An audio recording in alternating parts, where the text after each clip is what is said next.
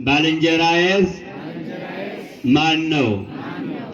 የእግዚአብሔር ቃል ሲነገር ምእመናን የመናወስ ወደ ላይ ወደ ታች ማለት ቢቀርና ጸጥ ብለን ብናዳምጥ ስብራታችን ይጠገናል፣ ያጣነውን እናገኘዋለን፣ በቀኙ እንቆማለን፣ እንባረካለንና በተረጋጋ ሁኔታ ሆነን እግዚአብሔርን ረዳትና አጋዥ በማድረግ እንማማራለን። ይህን ቃል የተናገረው አንድ ከጸሐፍት ፈሪሳውያን መካከል ሕግ አዋቂ የሆነ ሰው ነው። እንግዲህ ወደ ጌታችን ወደ አምላካችን ወደ መድኃኒታችን ወደ ኢየሱስ ክርስቶስ መጥቶ ያቀረበው ጥያቄ ነው።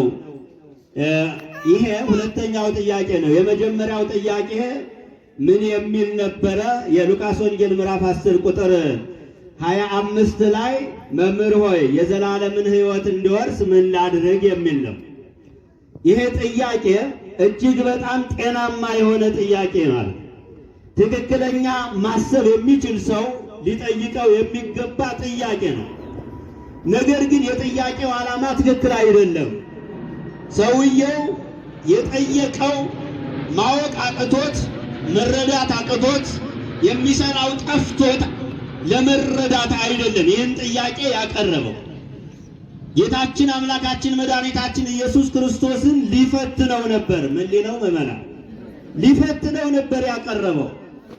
የዘላለምን ሕይወት እንዲወርስ ምን ላድርግ ብሎ ጥያቄ ያቀረበ። የእግዚአብሔር ልጆች ጥያቄው የሁላችንም ጥያቄ ሊሆን ይገባል። የዘላለምን ሕይወት እንድንወርስ፣ በቀኙ እንድንቆም፣ ከእርሱ ጋር ኅብረት እንዲኖረን፣ ከውድቀታችን እንድንነሳ፣ ብርሃን ለብሰን ብርሃን ተጎናጽፈን በቀኝ እንድንቆምና መንግሥቱን እንድንወርስ የዘላለምን ሕይወት ለመውረስ ከእግዚአብሔር ጋር ኅብረት ለማድረግ ምን እናድርግ ብሎ መጠየቅ የክርስቲያናዊ ስነ ምግባር ነው ማለት። ይሄ ሰው ግን የጠየቀው ለምንድን ነው የምትሉኝ? ጌታ መድኃኔዓለም ኢየሱስ ክርስቶስን ሊፈትነው ነበረ። ግን መድኃኔዓለም ክርስቶስ ምን አለው? አንተ የሕግ መምህር ነህ፣ የሕግ አዋቂ ነህ፣ ምን አነበብክ? ምን ተማርክ? መምህር ነህ፣ ሌሎቹ ምን ታስተምራለህ አለው። ጌታ አምላክህን በፍጹም ልብህ፣ በፍጹም ነፍስህ፣ በፍጹም ጉልበትህ፣ በፍጹም ኃይልህ ውደድ። ሁለተኛው ደግሞ ባልንጀራህን እንደ ራስህ ውደድ ይላል አለው። በቃ መልካም ተናግራን ይህን ፈጽም በሕይወት ትኖራለህ አለው። ልክ ጥያቄ ነበረ። ለጥያቄው መልስ አግኝቶ ነበረ። ሰውየው ጥያቄው ጠይቆ ለመረዳት ስላልሆነ ይገርማችኋል፣ የመለሰው መልስ አልመሰለውም። ሌላ ጥያቄ ፈጠረ። የእግዚአብሔር ልጅ ታውቃላችሁ፣ በየመንገዱ እንደምታውቁት እንደምትረዱት ብዙ ጥያቄዎች አሉ። ለጥያቄዎቻቸው ግን መልስ አይጠብቁም ምዕመናን በፍጹም። ጥያቄውንም መልሱንም ራሳቸው ናቸው የሚያመጡት። ለኛ ራሱ ይመጡና እናንተ መላእክትን ታመልካላችሁ ይላሉ። ይሄ እንደ ጥያቄ ነው የሚያቀርቡት። እነሱ ግን እኛን የምናደርገውን ባለቤቶቹን መስማት ቢችሉ እንደዚህ አይሳሳቱም ነበረ። ራሳቸው ጥያቄ ጠይቀው በጠየቁት ጥያቄ መልስ ይመልሳሉ። እናንተ ታመልካላችሁ። ስለዚህ ይሄ ሰው ጥያቄ ጠየቀ። ያነበበውን አስተውል እስኪ። ምንድነው ያነበበው አለው፣ ነገረው። እግዚአብሔርን በፍጹም ነፍስ ውደድ የሚል አንብቤያለሁ፣ አውቃለሁ። እግዚአብሔርን በፍጹም ነፍስ ውደድ ማለት ምን ማለት ይመስላችኋል? ኦርቶዶክሳዊ ሕይወታችን እስከ መስጠት ድረስ እንኳን እግዚአብሔርን መውደድ ያስፈልጋል። ሕግጋቶቹን ስታነቧቸው እነዚህን ሁለቱን መጀመሪያ እግዚአብሔርን በፍጹም ኃይላችን በፍጹም ነፍሳችን እንድንወድ ይልና ያ ማለት ምን ማለት ነው? እግዚአብሔርን ከራሳችን በላይ መውደድ ማለት ነው። እግዚአብሔርን ከማን በላይ ንገሩኝ? ከማን በላይ? ከራሳችን በላይ እግዚአብሔርን እንድንወድ ማለት። የሚያኖር እሱ አይደለም? የሚመግብ እርሱ ነው። አሁን በሕይወት እንድንቆም ያደረገ እርሱ ነው። ከኛ ይልቅ ለኛ የሚያስበው መድኃኔዓለም ስለሆነ እሱን ከራሳችን በላይ እንወድና ከዛ በኋላ ሁለተኛው ባልንጀራችሁን ከራሳችሁ በላይ ውደዱ አልተባለም። ባልንጀራችሁን እንደ ራሳችሁ ውደዱ። ሰውን እንደ ራሳችን እንድንወድ እግዚአብሔርን ከራሳችን በላይ እንድንወድ ታዘናል። ይሄን ተናገረ። በቃ ጥሩ ተናግረሃል፣ ይህን ፈጽም በሕይወት ትኖራለህ አለ። ከዛ በኋላ በርዕስነት ያነሳነውን ጥያቄ ሁለተኛ ጥያቄ አመጣ። ምን የሚል ነው? ባልንጀራህ ማን ነው? መጽሐፍ ቅዱስ ላይ ምን ይላል? ራሱን ሊያጸድቅ ወዶ ይላል። ራሱን ምን ሊያደርግ ወዶ? ሊያጸድቅ ወዶ። ከኔ በላይ እውነተኛ፣ ከኔ በላይ መምህር፣ ከኔ በላይ አዋቂ፣ ከኔ በላይ ቅዱስ ማን አለ? ከኔ ጋር የሚስተካከል ማን አለና ባልንጀራ እንደ ራስ አድርገው ውደድ የምትለኝ ማለት እኮ ነው። መመረን አያችሁ፣ ራሱን ከፍ እያደረገ ነው። በመጽሐፍ ደግሞ ራሳችን ከፍ እንድናደርግ አይደለም የሚመከረው። ራሳችን ዝቅ ስናደርግ እግዚአብሔር ከፍ ያደርገናል። ስሙ ለዘላለም የተመሰገነ ይሁን። እኛ ራሳችን ከፍ ብናደርገው በፍጹም የትም አናደርስም። የእግዚአብሔር ልጆች ደስ የሚለው ውጤታማ የምንሆነው እኛ ራሳችን አዋርደን በቤተ መቅደሱ ተገኝተን እግዚአብሔርን ስንለምን፣ ራሳችን ዝቅ ስናደርግ እግዚአብሔር ደግሞ ከፍ ያደርገናል። ከውርደታችን ወደ ክብር የመለሰን መድኃኔዓለም ስለሆነ እሱ ግን ራሱን ማጽደቅ ፈለገ። በዓይኑ ሰው አይሞላ። ባልንጀራዬ ማን ነው አለ። በስንት እጥፍ ከሰዎች እንደሚያንስ ቢያውቅ ኑሮ በዚህ ትዕቢቱ ማለት ትዕቢት ያሳንሳል አይደል? ተንኮል ያሳንሳል። ፈታኝ መሆን ያሳንሳል። ራስን ከሌላ ለይቶ ማየት ያሳንሳል። የእግዚአብሔር የሆነ ሰው ትክክለኛ አስተሳሰብ ያለው ሰው ራሱን ከፍ አያደርግም። ሌሎቹን ከፍ ከኔ ይልቅ አንተ ትልቃለህ ማለት ነው። እንደዚህ ነው እነ ቅዱስ መጥምቀ መለኮት ቅዱስ ዮሐንስ ያስተማሩ። ከኔ ይልቅ አንተ ትልቃለህ፣ እኔ ላንተ ይገባል እያሉ ነው ያስተማሩ። ስለዚህ እሱ ግን ከፍ ከፍ አደረገና ጌታችን አምላካችን መድኃኒታችን ኢየሱስ ክርስቶስ ክብርና ምስጋና ለእርሱ ይሁንና አንድ ምሳሌ ነገረው። በደንብ አስተውለው። አንድ ሰው ከኢየሩሳሌም ወደ ኢያሪኮ ሲወርድ አለ። እየሰማችሁ ነው? ስንት ሰው? ስንት ሰው? አንድ ሰው ከኢየሩሳሌም ወደ ኢያሪኮ ሲወርድ ጫካ ላይ ሲደርስ ምንም ብቻውን ስለነበረ ከጫካ ውስጥ ሽፍቶች ወጡና እንዳይሞት እንዳይድን አድርገው ቀጥቅጠው ደሙን አፍስሰው በሞትና በሕይወት መካከል ጥለውት ሄዱ።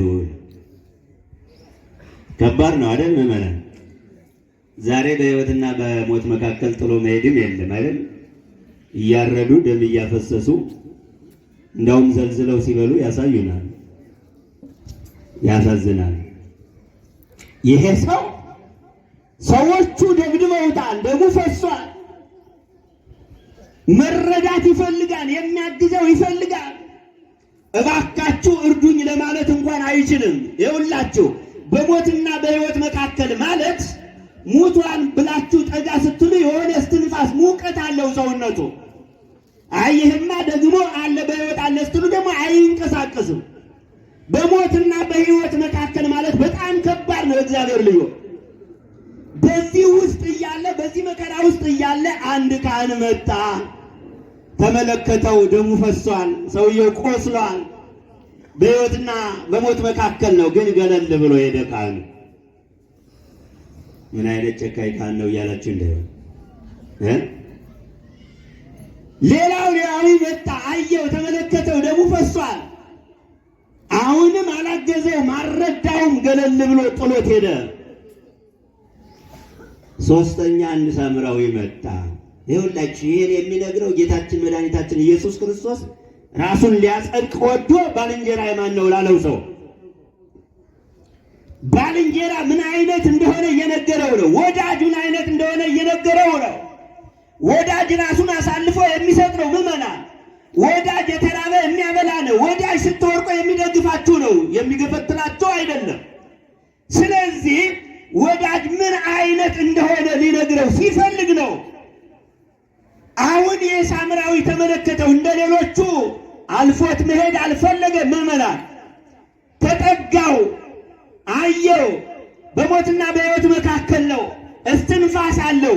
ይሄማ በሕይወት አለ አለና ቀና አድርጎ የሚፈሰውን ደም ጠርጎ አቁሞ የቁስል መድኃኒት የሚሆኑትን የወይራ ዘይት ያሉትን በሙሉ ከቁስሉ ላይ አድርጎ አስሮ ከወደቀበት አንስቶ በአህያው ላይ አስቀምጦ አካባቢ ወዳለው የእንግዳ ማረፊያ መንደር ይዞት ሄደ።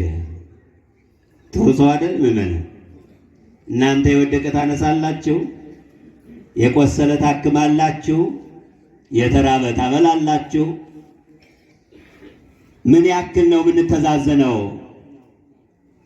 አረ የባስ ደግሞ አሻራዬ ሊገኝ ይችላል ብለን ጥለን አንሄድም። በጣም ከባድ ነው እኮ። ይሄ ሳምራዊ ግን እጅግ በጣም ርኅሩህ ነው። ጥሎት ሊሄድ አልፈለገም። ይገርማችኋል፣ ነጋዴ ነው፣ ወደ ንግድ ቦታ እየሄደ ነው። አንድ ቀን አይደለም የአንድ ሰዓት ኪሳራ በጣም ብዙ ነው። እሱ ግን የሄድበት ከነበረው ቦታ ቀረ። ቁስለኛውን አበሰ፣ ደሙን ጠረገ፣ ቁስሉን አከመ፣ ተሸክሞ ወደ መንደር አስገብቶ አብሮት አደረ። ከሚሄድበት መንገድ ቀርቶ በጣም ይገርማል። የእግዚአብሔር ልጆች ሰው መሆን ያለበት እንዲህ ነው። ሰው የሆነ ሰው የሚያደርገው እንደዚህ ነው። ከዛ በኋላ አደረ። ትንሽ ያላለው ማነጋገር ጀመረ።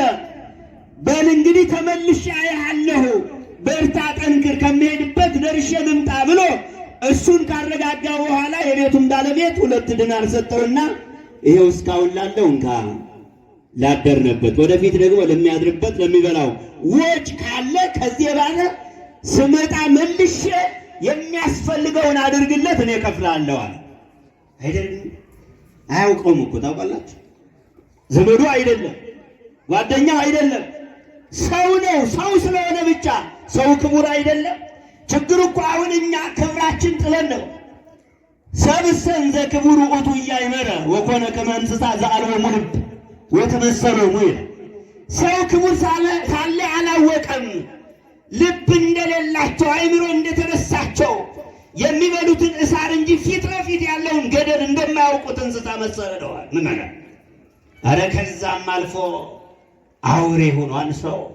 እንስሳ እኮ እናንተ የሚበላውን ይፈልጋል። ከዛ በኋላ እናንተ እንደፈለጋችሁት አርዳችሁ ብትበሉት፣ ጠምዳችሁ ብታርሱት ምን ችግር አለበት? እንስሳ የተሻለ ነው አይደል? ሰው አውሬ ሆኗል። አውሬ ከአውሬ እንኳን አውሬን አይበላም። በጣም ከባድ ነው። ቆም ብለን ካላሰብን በስተቀር ምዕመናን የመጣንበትን ካልተረዳን በስተቀር ክብራችን ምን ያክል ነው? ከፍጥረታት ሁሉ እኮ የፍጥረት ጉልላት የተባለው ሰው እኮ ነው። የእግዚአብሔርን መልክ ይዞ የተፈጠረው ሰው ብቻ ነው። መላእክት በእግዚአብሔር ተፈጥረዋል፣ የእግዚአብሔርን መልክ ይዘው ግን አልተፈጠሩም። ሰው በእግዚአብሔር ተፈጠረ፣ የእግዚአብሔርን መልክ በአምሳሉ በአርአያው ተፈጠረ። ግን ስራችን እግዚአብሔርን አይመስልም ምዕመናን። ስለዚህ የእግዚአብሔርን መልክ የያዘ የእግዚአብሔርን ስራ መስራት አለበት። እንዲህ አይነት ደግ ርኅሩህ የሆነ ምሕረት የሚያውቅ አዛኝ የሆነ ሰው ይህን ምስኪን ከወደቀበት አነሳና የሚያስፈልገውን አድርጎ ወደ ፈለገበት ሄደ ማለት። የእግዚአብሔር ልጆች ያ የወደቀው የሰው ልጅ ነው። ማን ነው? ንገሩኝ ሁላችሁም። አዳም ነው የወደቀው። የቆሰለው አዳም፣ ደሙ የፈሰሰው አዳም ነው። በእግረ አጋንንት ተረግጧል። ምዕመናን ከእግዚአብሔር ሕግና ትእዛዝ ወጥቷል። ለ7 ዓመት በገነት በተድላ በደስታ ሲኖር ምንም ነገር ሳይጎድልበት እግዚአብሔር በገነት ያለውን በሙሉ ፈቅጄልሃለሁ፣ ከአንዷ ክፉንና በጎውን ከምታስለየው ከዚህ ከዕፀ በለሱ ቀጥፎ እንዳትበላ፣ በበላህ ጊዜ ግን ሞትን ትሞታለህ።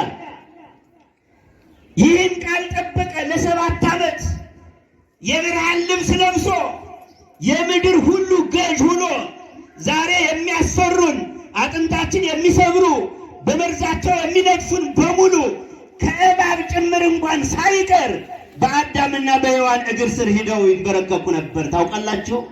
አንበሳ ከአዳም እግር ስር ተንበርክኮ እነሆ ወፈርኩ፣ ሰባው፣ የፈለከውን አድርግ፣ አይ ምን አደርጋለሁ አንበሳ ብያለሁ ብሎ ስም እየሰጠ ይሸኛቸዋል።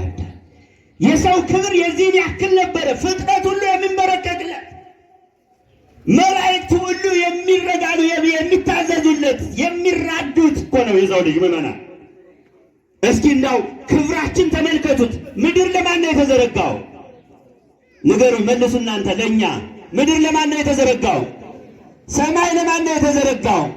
እጽዋቱ፣ አዝርዕቱ፣ አትክልቱ ይሄ ሁሉ ለማን ነው? ለሰው እኮ ነው። እግዚአብሔር ልጆች ሰማይ ላይ ያለችው ፀሐይ ለማን ነው የምታገለግለው? ለሰው። እንስሳዎቹ ለማን ነው የሚያገለግሉት? ለኛ እንደፈለግን እንድናደርግ ማለት ነው።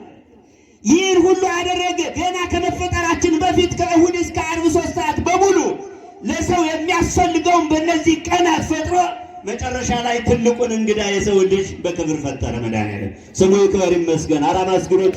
ያከበረን የሁላችን አምላክ። ስለዚህ እንደዚህ ከብሮ ሳለ የሰው ልጅ በራሱ ተዋረደ። ከ7 ዓመት በኋላ ሕግ ለወጠ። የእግዚአብሔርን ሕግና ትእዛዝ ረሳ። የዲያብሎስን ድምፅ ሰማ።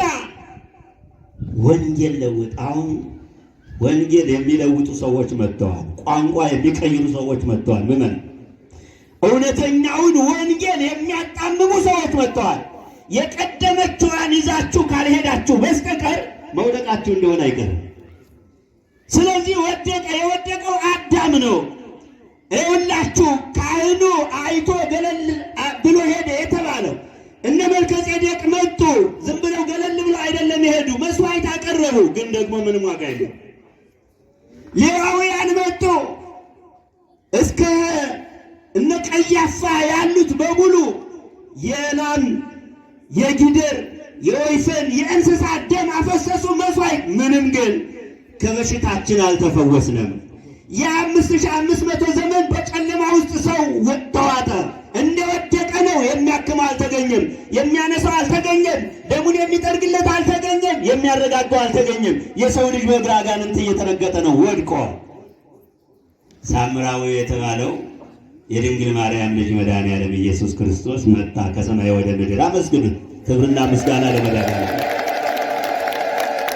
አያችሁ፣ ከውድቀታችን ሊያነሳን እሱ ከሰማይ ወደ ምድር መጣ። ኃያል ወልድ ፍቅር ሳበው። በፍቅራችን ነው የተሳበው። ምን የሚወደድ ፍቅር አለን ምዕመናን? ምንም አይነት የሚወደድ ፍቅር ሳይኖረን መድኃኒዓለም ግን ወደደን። እስኪ አመስግኑት። ክብርና ምስጋና ለመድኃኒዓለም። ወደደን። ስለዚህ የወደደን አምላክ መጣና እሱ ሙቶ እኛ በሕይወት እንድንኖር አደረገ። ቅዱስ ኤፍሬም ዘዚአነ ሞተ ነሣ ወእንቲአሁ ሕይወተ ወሀበነ ይላል።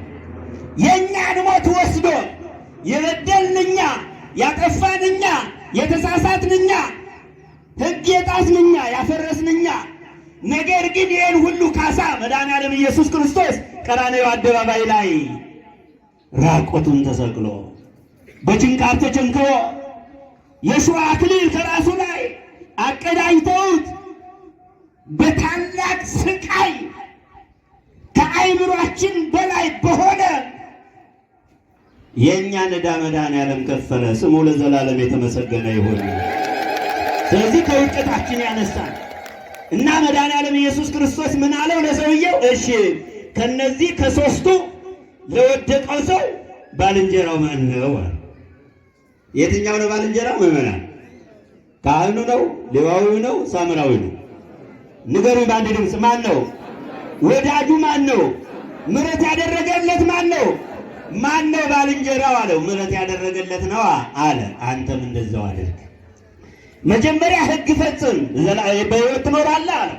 አሁን ደግሞ ባልንጀራ ለመሆን የእውነተኛ ወዳጅ ከሆን ምሕረት አድርግ። እንደዚህ አድርግ። ለሰዎች ዘንድ ለሰዎች ራራ። የሰዎችን እድገት ከፍታ እንጂ የሰዎችን ውድቀት አትፈልግ። እውነተኛ ወዳጅ ማለት ነው ምዕመናን። እስኪ እናንተ በየመስሪያ ቤታቸው በየጎረቤታችሁ ባልንጀራችሁ ማን ነው? ከማን ጋር ነው የምትበሉት? ከማን ጋር ነው የምትጠጡት? ከማን ጋር ነው የምትወጡት የምትወርዱት? እውነተኛ ባልንጀራ አለ ወይ? እውነተኛ ጓደኛ አለ ወይ? እውነተኛ ወዳጅ አለ ወይ? እውነተኛ ወዳጅ መድኃኒዓለም ኢየሱስ ክርስቶስ ነው። ስሙ ይክበር ይመስገን። እሱ ወዳጃችን ነው። አንድ የሀገር ገዥ ንጉሥ ነው አሉ። ከጎረቤቱ ሀገር ጋር ተጣላ። የሰማችሁ ነው? የሰማችሁ ነው አይደል? ዝም ስትሉ ግን ያላችሁ አይመስለኝም። እስኪ አመስግኑት እግዚአብሔር። ምንም ጥርጣሬ የለውም ክቡር አባታችን ያሉበት ወንጌል በሰፊው የሚነገርበት ቦታ ላይ ወንጌል አሰሙን ብዬ ሳይሆን እንዳው መኖራችሁን ለማረጋገጥ ነው። እና የአንድ ሀገር መሪ ንጉሥ ከጎረቤት ሀገር ጋር ተጣላና ጦርነት ተጀመረ እና ያው የጦር መሪዎች የተባሉት በሙሉ ተሰባስበው በዚህ ወተን በዚህ ገብተን እዚህኛው ቦታ ይዘን ጥላት በዚህ ይመጣል፣ እኛ በዚህ እንጠብቅና ከኋላ መተን እናጠቃለን የሚል የጦርነቱን ስልት ነድፈው ጨርሰው ወደ ጦርነት ሜዳ ሲሄዱ ጠላት በተባለው ቦታ አይደለም የሚመጣው። ከኋላቸው መጥቶ ወታደሩን እርምት አድርጎ ጨርሶ አሸነፋቸው። አንድ ጊዜ፣ ሁለት ጊዜ፣ ሶስት ጊዜ ተደጋገመ። ብዙ ወታደር እያለቀ ነው። ከዛ በኋላ የሀገሪቱ መሪ ንጉሱ ምን አለ? አመራሮቹን ሰበሰበና እዚህ የምናቅደውን እቅድ ለጠላት አውጥቶ የሚሰጥ ሰው አለና ፈልጋችሁ አገኙታል። የሰማችሁ ነው? ምን? አዎ ብዙ ወረኞች አሉ እኮ አይደል? የሀገር ጉዳይ አውጥተው የሚሸጡ፣ የቤተ ክርስቲያንን ጉዳይ አውጥተው የሚሸጡ፣ ራሳቸውን የሚሸጡ አለ አይደል? ራሳቸውን ለገበያ ያዘጋጁ፣ በገንዘብ የሚገዙ ሰዎች ራሳቸውን ለጨረታ ያዘጋጁ ሰዎች አሉ።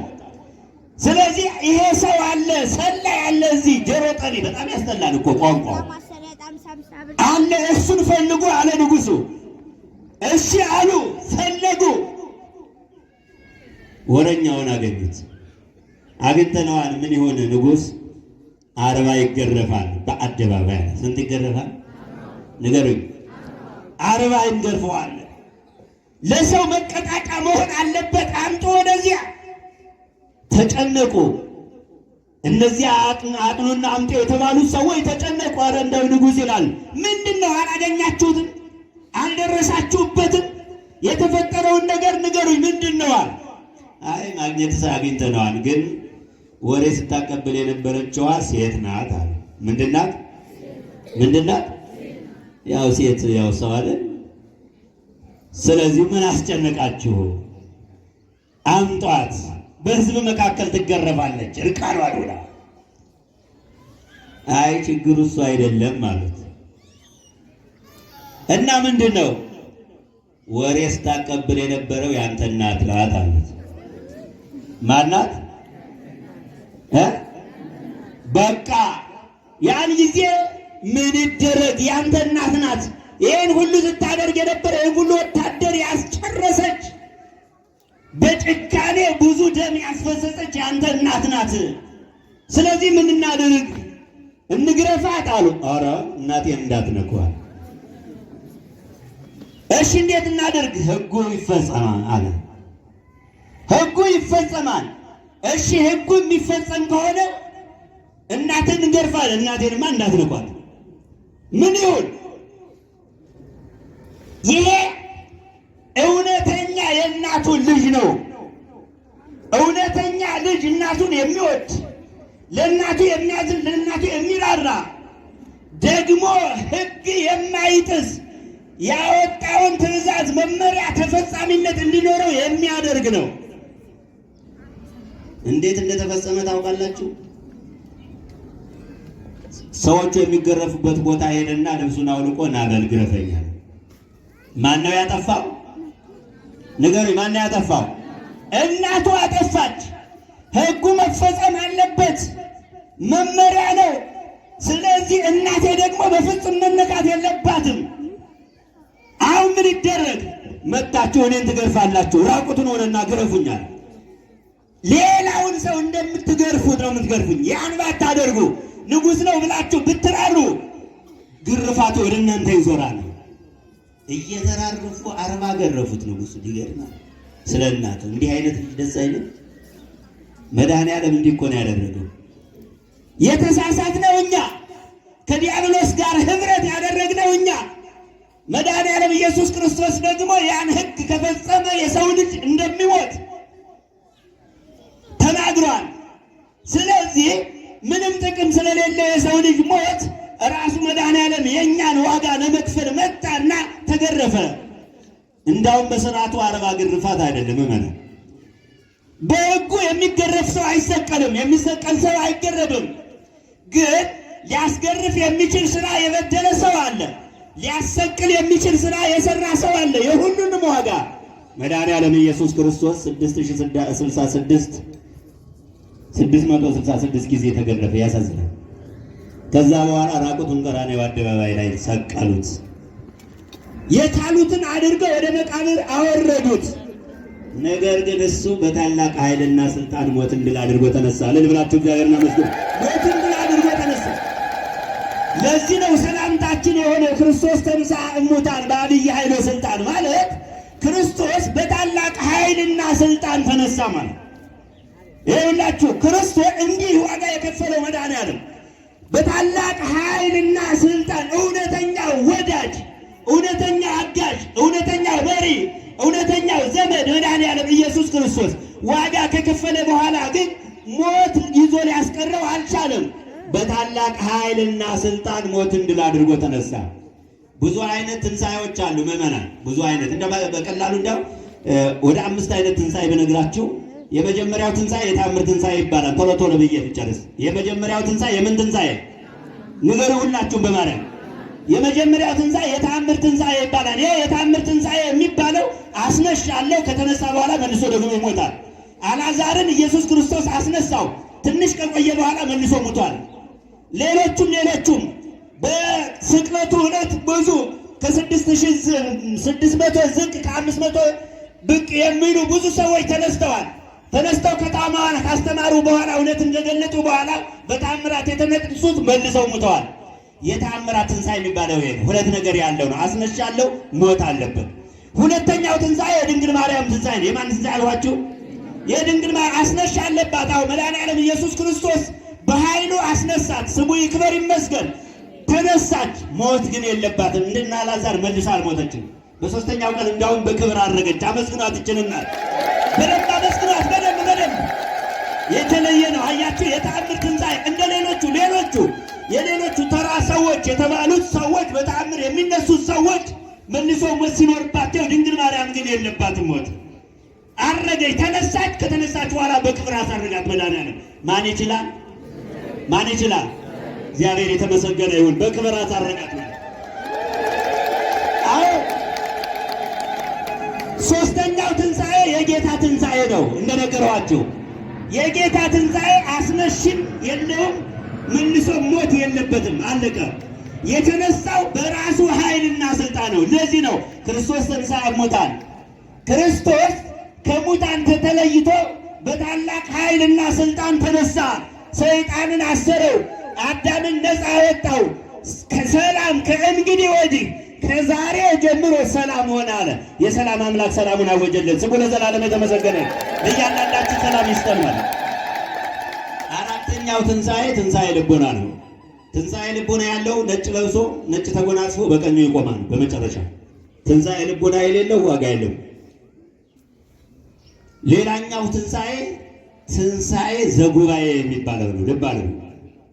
ያ ማለት መጨረሻ የሰው ልጅ በሙሉ ይነሳል። አውሬ በላ ውሃ ወሰደው ምን አለው ይነሳል።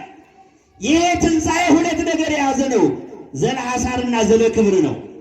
ሰዎች ይነሳሉ፣ ወደ መከራ የሚሄዱ አሉ፣ ወደ ክብር የሚሄዳሉ፣ በቀኝና በግራ ይቆማሉ። የአባቴ ቡሩካን ኑ ይላቸዋል ወዳጆች። በቀኝ እንድንቆም አምላካችን እግዚአብሔር ይርዳን፣ ያግዘን።